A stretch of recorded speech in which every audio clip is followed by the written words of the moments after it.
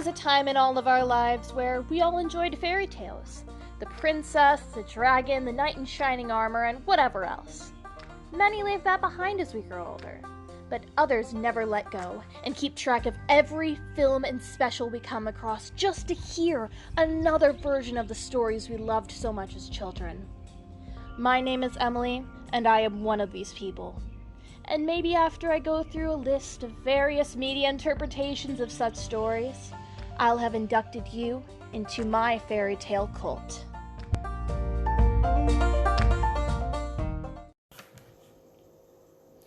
Welcome to my fairy tale cult. Assuming this is your initiation, I would like to give you a little bit of insight into your cult leader. My name is Emily Smith, and I am a BA student at Missouri State in the theater department. I'm also minoring in screenwriting. Now, I have always been interested in fairy tales. They're very comforting to me with their themes of romance and friendship, and there's something so thrilling and fun about adventure and great evils. I also just love movies and media in general. A relaxing time for me would be to rewatch some animated film I've seen 20 times or watch a film review of something that I have or maybe haven't seen at all.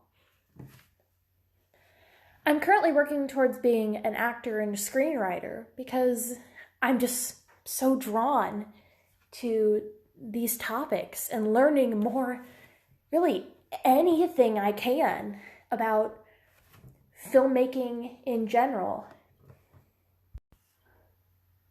So we've laid out that I love fairy tales and I love movies, especially animated movies. So it makes sense that I've gone through life watching any fairy tale movie I could get my hands on. My particular favorites being Disney and Barbie. Disney's the classic. Everybody's seen Disney, and it's not that far-fetched if you've seen every single Disney film ever made. And they've kind of had control over most of the animation industry since Snow White. Barbie is a little more overlooked. I personally believe that early Barbie films really have a knack for taking old stories and taking them to another level, with unique characters and plot lines.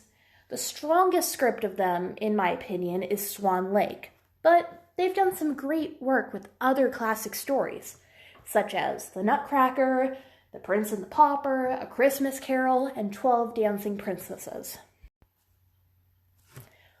One story that both of these companies have very interesting and very, very different takes on is Rapunzel. And they're not the only ones. I have compiled a list of 7 versions of the Rapunzel story, not even including numerous mockbusters. Mockbuster being a term for low-budget movies, often straight to DVD, released at the same time as popular big-budget films to trick people into buying the wrong version. Little trivia tidbit for you. Today, I will mainly be going over Tangled and Barbie as Rapunzel, as they're the only 2 in which a full feature-length film is dedicated to this character. Then I will give a brief rundown of the rest I have personally looked into.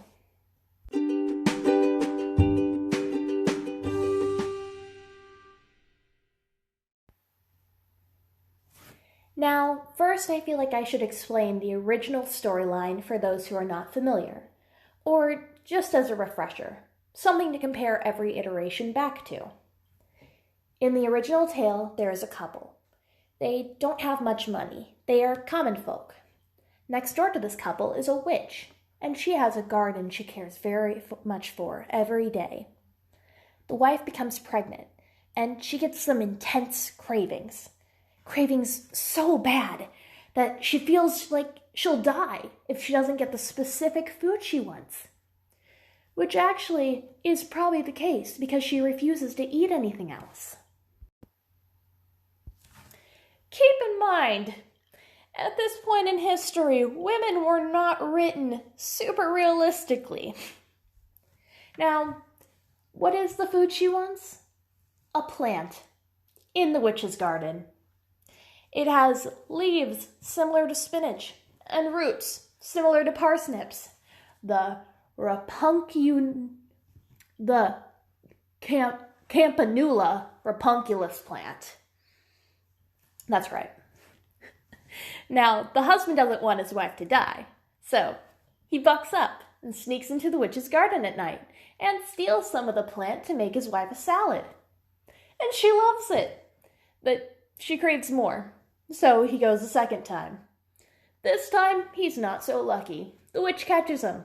He begs for mercy, and she tells him that he can take as much of the plant as he likes, if, and only if, she may have their baby daughter. The husband's desperate because, his wife is being super picky right now, so he agrees. The witch gets the daughter and promptly locks her up in a tower to keep her for herself. She names her after the plant that her mother craved so much. Rapunzel grows up and her hair grows long. She doesn't have much to do, so she sings a lot. I'm totally with you. I would do the same thing. And she's had tons of time to practice, so she gets pretty good at it. Good enough to catch the attention of a prince passing by. At first, all the prince can do is just come by and listen to her beautiful voice each and every day. But one day, he sees the witch call up to her, and he learns how to get up to that tower. When the witch leaves, he calls up to Rapunzel, and she drops down her long hair, letting him up. They fall in love and come up with the idea to create a rope from silk ties so that she may climb down. Each day, the prince would visit and give her one singular silk tie. Unsurprisingly, if she only gets one each day, then it would take a very long time to finish. And in the meantime, they got a little frisky. Enough time passes that they're caught because, the witch notices Rapunzel's baby bump. She chops off Rapunzel's hair and banishes her into the wilderness. With the hair, she tricks the prince to come up, only to push him back out where he lands in a thorny patch of weeds, which save him, yes, but scratch out his eyes, blinding him. He wanders for years until he comes upon the same area Rapunzel was banished to and now lives with their twin children. He follows that beautiful sound of her singing, and they're reunited. As they embrace, her tears heal his eyes. And together with their children, they return to his kingdom to live happily ever after.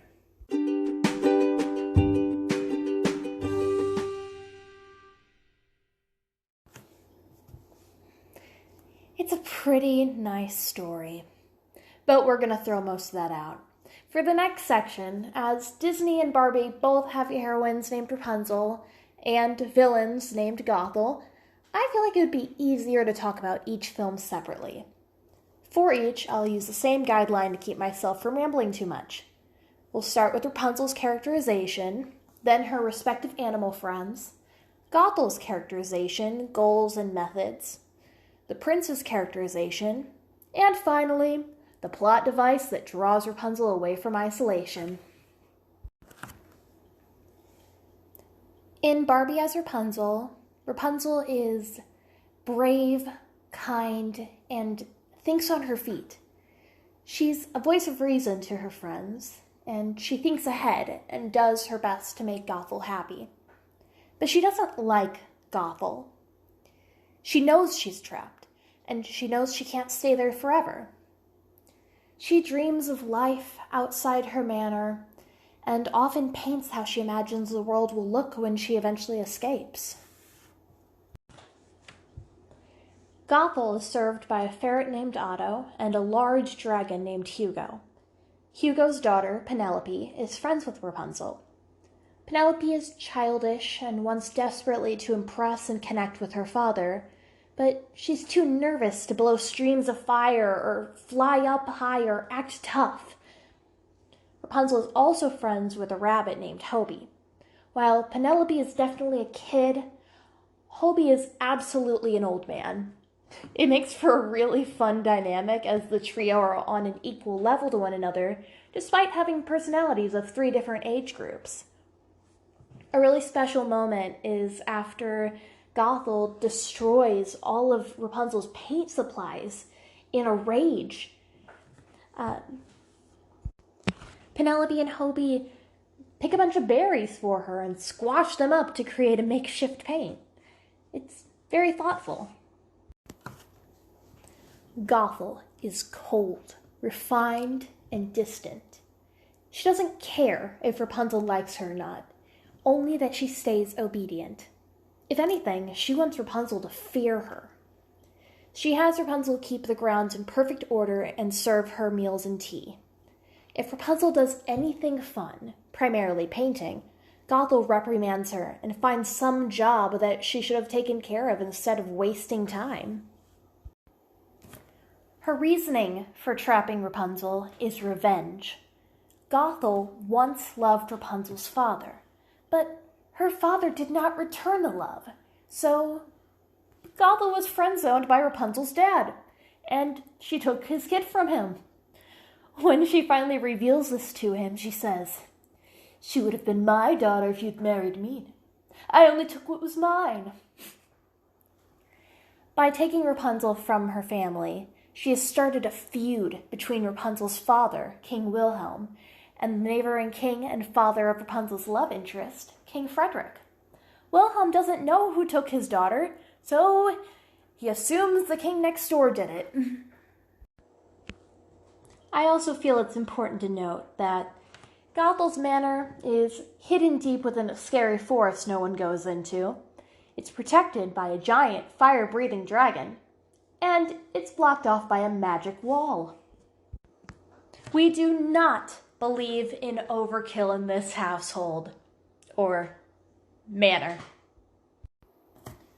When Rapunzel first goes into town, I'll talk about the how later, she sees a little girl fall into a giant pit in the ground, which was put there as a result of the feud. She goes to pull the girl out and almost falls in herself, but she's caught just in time. The person who pulled them both out is Prince Stefan, and these girls, fraternal triplets, gotta sell toys, are his little sisters. He thanks her for saving his sister, and she thanks him for saving her. Rapunzel hears a clock tower go off and runs back home before they get around to any proper introductions. After Gothel threatens her for his name, Rapunzel then actively insists on not learning it. He later comments to his father that she's special because she likes him, not his crown. She has no idea that he's the prince. Stefan tries to be proactive and convince his father to be the bigger man and end the feud, but his father feels that Wilhelm must face justice for attacking his kingdom, seemingly without reason. How did she get into town in the first place? Well, Rapunzel, Penelope, and Hobie accidentally activated a hidden staircase that leads down to the basement. While there, Rapunzel discovers a hairbrush engraved with, "Constant as the stars above, always know that you are loved. To Rapunzel on her first birthday, love mother and father." Rapunzel comments that she had been told that her parents abandoned her as a baby. Why on earth would Gothel lie about that? Hobie blows up some dust, making Penelope sneeze with enough force to break through the floorboards. This is when a tunnel into town is revealed to Rapunzel. Otto, the ferret, works as Gothel's eyes and ears outside the manor and sees Rapunzel while she's in town. Gothel confronts Rapunzel and ends up turning her room into a tower and destroying all of her paintings and art supplies. That night, Rapunzel goes to her window with the brush and reads the engraving again, telling herself that She will be free. She leaves the brush on the windowsill, goes to sleep, and the brush magically becomes a paintbrush. This magic paintbrush brings anything she imagines to life. She paints the village on her wall, and it works as a portal for her to escape again. She only returns after this to protect Hugo, as he would be blamed and punished if Gothel were to discover her missing.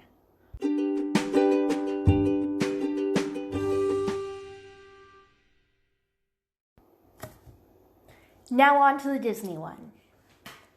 Rapunzel is flighty and naive. She's easily flustered and jumpy, but she has a heart of gold. She has a very strong character arc as she learns to trust her own judgment and decisions. Rapunzel has a chameleon named Pascal, who she spends most of her time with. Despite him never saying a word, he's very expressive, and Rapunzel's able to have clear conversations with him. I noticed that she always keeps Pascal hidden when Gothel is around, implying that she's not allowed even a single non-verbal friend. Gothel is the queen of gaslighting. She's centuries old and has used her worldly experience to become an expert manipulator. She has Rapunzel hidden away as a last resort. A drop of sunlight fell to earth and outgrew a magic flower with healing powers. Gothel used this flower to keep herself alive and young, but she refused to share its power. Rapunzel's mother, the queen, became sick while pregnant, so the flower was sought out. When Rapunzel was born, Gothel snuck into her room and discovered that the power was most concentrated in her hair. She intended to simply take a lock of hair and be gone, but once she cut it, the strand lost all power. So she took the whole baby. Since then, Gothel made Rapunzel completely dependent on her. She perfected the art of insulting or talking down to her, and immediately slingshotting back to, "Oh, I love you," or "I'm kidding, why do you take my jokes so seriously?" She works as both an external and internal conflict, as she physically prevents our heroes from reaching goals and creates doubt in Rapunzel that holds her back. Side note, this is why I believe Gothel is one of the best Disney villains, because actual, real-life people act like her, and it's really scary and effective. In Tangled, the prince is actually an orphaned thief named Flynn Rider. At first, he's portrayed as suave and quick-witted, though clumsy at times. He's chased by Maximus, the captain of the guard's horse, after stealing Rapunzel's crown from the castle. He sneaks into the tower to hide and gets knocked out by Rapunzel. Though Flynn does think she's attractive, he only begrudgingly interacts with her from this point on. He tries multiple times to part ways with her, but she has the crown hidden and will only show him where it is if he takes her to the town and back. Flynn and Rapunzel eventually warm up to one another and open up about their insecurities. Rapunzel wants to go into town because her dream is to see the floating lights. These quote-unquote floating lights are thousands of lanterns that the kingdom releases every year on her birthday in hopes that they'll guide her home. Rapunzel can see these lanterns from the tower's window, and she begs Gothel to take her to see them. Gothel insists that these are just stars, and that she can never leave the tower. Well, since Rapunzel can't depend on her mom to take her, she forces this strange man who wandered into her home to do it.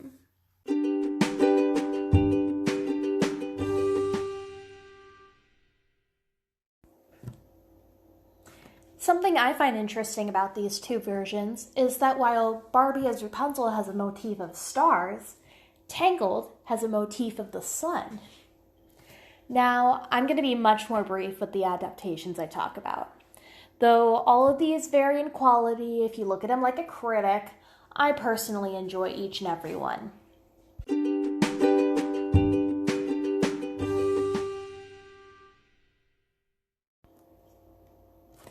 Simsalabim is a German series that has been dubbed in multiple languages. Each episode involves two original characters. Yo-Yo, the greatest adventurer on Earth since, well, ever. And Dr. Croc, scientist, philosopher, and, well, you know the rest. They are both little animals. Doc Croc being a salamander with a yellow hat, and Yo-Yo being a small purple mammal of some sort. The Rapunzel episode follows the original story very closely. The main changes are that the witch has taken Rapunzel on as an apprentice against her will.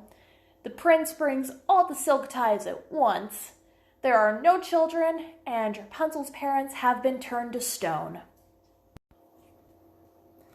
The Bratz dolls had a selection of straight-to-DVD movies, including a few where they are babies, and a few where they are middle schoolers.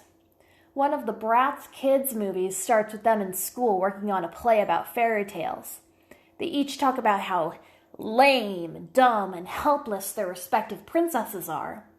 They're overheard by the keeper of fairy tale lore and challenged to take the places of Rapunzel, Snow White, Cinderella, and Red Riding Hood. Chloe, as Rapunzel, discovers that escaping the tower isn't so easy, and the actual Rapunzel found dozens of ways to attempt it. In Shrek 3, Princess Fiona is friends with multiple other princesses, but they're all betrayed by Rapunzel, who's in a saucy relationship with Prince Charming. She plays the part of a maiden in a tower in a play put on by Charming about his heroic exploits. It's kind of ironic, as Fiona's plight in the first film was based on the Rapunzel story, and Rapunzel later played her in Charming's retelling of the events. Into the Woods combines multiple fairy tales. The baker, one of the main characters, is Rapunzel's brother. When their father took from the witch, she took his daughter and made his son infertile. The witch genuinely cares for Rapunzel as a daughter and wants to protect her from evil, but you can't just keep somebody isolated forever. Their dysfunctional relationship is one of the main parts of the witch's character arc. Rapunzel is shown either singing, but just or screaming and crying for most of her time on stage.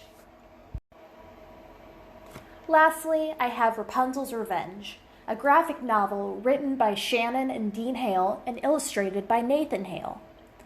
Mother Gothel uses her magic to make things grow and die at will, which allows her to take control of the entire land.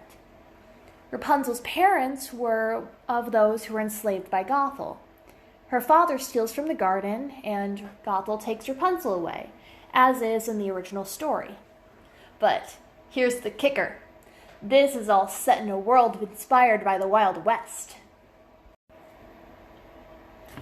Everywhere you look, cowboys and guns and fun Southern slang.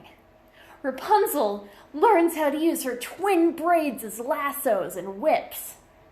They've also just made the world very interesting and diverse, with towns inhabited by all types of people and cultures prevalent at that point in history. Now, Rapunzel is always interested in this large wall preventing her from seeing the outside world. And on her 12th birthday, she finds a way over it. Before the guards take her back, she gets a drink from the well. And wouldn't you know it, the woman who fills up her cup is her mother. Rapunzel confronts Gothel, and she's sent away to live in a tower. And eventually, she escapes and goes on this long journey to save her mother and finally put an end to Gothel's reign of terror.